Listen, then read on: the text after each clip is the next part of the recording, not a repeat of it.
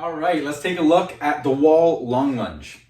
So with this exercise, we are using a wall for reference to give us feedback on our positioning, more specifically the hip extension of the rear leg.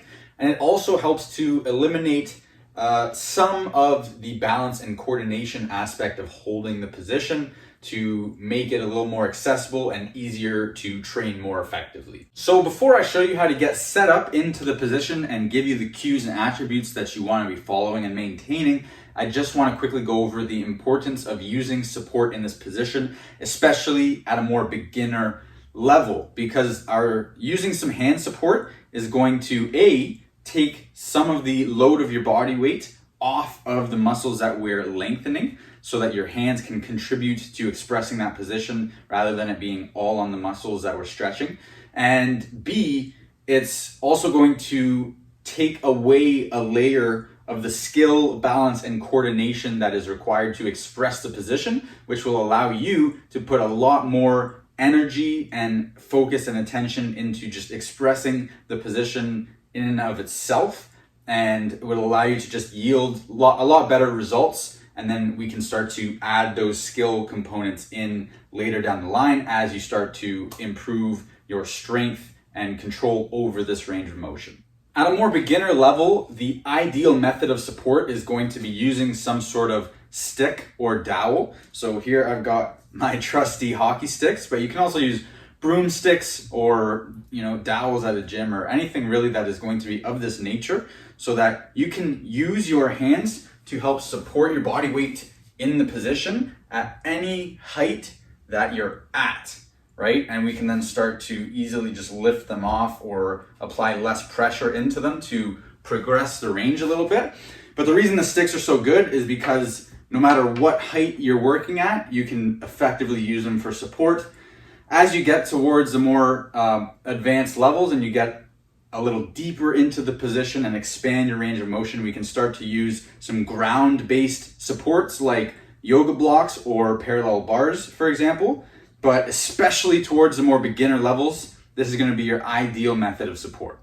So I'm going to show you how to get into the position with the supports, just so that you can get a visual of what that's going to look like. And then I'll show you the progressions a little later on in this video. So the first thing we're going to want to do is get set up against a wall. We're going to want to press our heel into the wall, and we want to make sure that the ball of our foot and our toes are off the wall so that there's a natural arch in the foot. So we don't want our foot fully flat and pressed against the wall. We just want our heel into the wall. The ball of our foot is off of the wall, and we are going to be setting up into a long lunge-like position. We want the front foot out in front of the knee, and we're going to really engage the heel being pressed into the wall by actively squeezing our glutes, by flexing and contracting the quads to actively straighten the knee as much as possible, and really pressing that heel into the wall. And we want to initiate this contraction at the top of the position, whether you're performing it for reps or isometrically. This is going to lock your back leg into position, and we're only going to want to squat as deep into the front leg as we can maintain that back leg position. And in the end range, we want our front heel to be in front of the knee. So as I mentioned, there's two ways that we can really perform this exercise. We can either just isometrically hold this end range position for a period of time, or we can squat in and out of this range for repetitions, something like this. And if we're doing that, we're most likely going to be doing a combination of both, where we isometrically hold that end range at the bottom of every rep and then come back up. And we move in and out of this stretch, this end range position, dynamically. So some cues that we really want to think about while we're doing this is squatting as deep into that front leg as possible, finding as much hip flexion. So think about getting the hips below the front knee.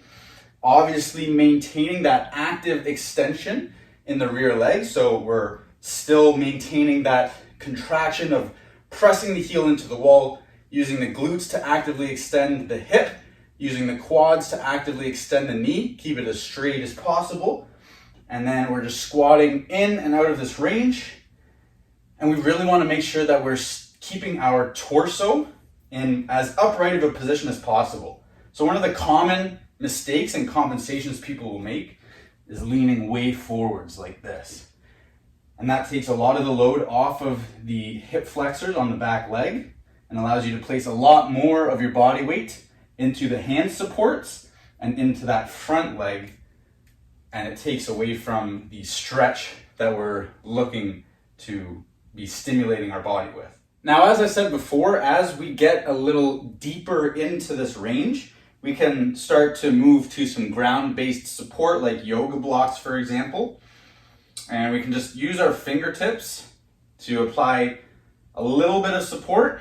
And our first method of progression is just simply going to be weaning off of the hand supports and slowly gaining the ability to apply our full body weight to this position and dominate our body weight through the range of motion that we have access to and through our end ranges, and ultimately with the goal of unlocking deeper ranges and being able to apply our body weight to those ranges. Once you're able to dominate your body weight through a large range of motion in this position and movement, we can then start to add load and start doing the same thing, but with some additional load on top of our body weight.